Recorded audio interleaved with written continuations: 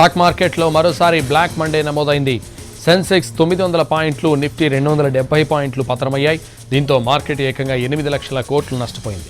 BSE mid cap index 3% కోల్పోయింది. Small cap index 4% దిగజారింది. ఈ ఏడాది పెట్టబోయే కేంద్ర బడ్జెట్, డిసెంబర్ క్వార్టర్లో తక్కువ మార్జిన్, అక్టోబర్ చివరి నుంచి ఫారిన్ ఇన్వెస్టర్లు ఇండియన్ షేర్లు అమ్మకాలు చేస్తుండడం, US Fed factor, Trump tariff పాలసీలు తీవ్ర ప్రభావం చూపాయి. దీంతో సెన్సెక్స్ తీవ్రంగా నష్టపోయింది.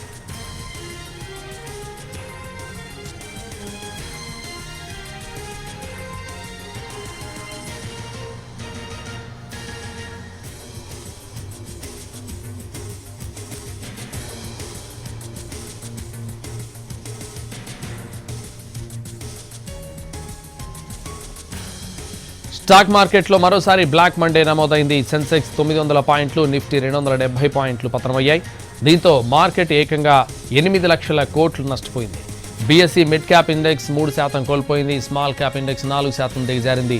ఏడాది పెట్టబోయే కేంద్ర బడ్జెట్, డిసెంబర్ క్వార్టర్లో తక్కువ మార్జిన్, అక్టోబర్ చివరి నుంచి ఫారిన్ ఇన్వెస్టర్లు ఇండియన్ షేర్లో అమ్మకాలు చేస్తుండడం, US Fed factor, Trump tariff పాలసీలు తీవ్ర ప్రభావం చూపాయి. దీంతో సెన్సెక్స్ తీవ్రంగా నష్టపోయింది.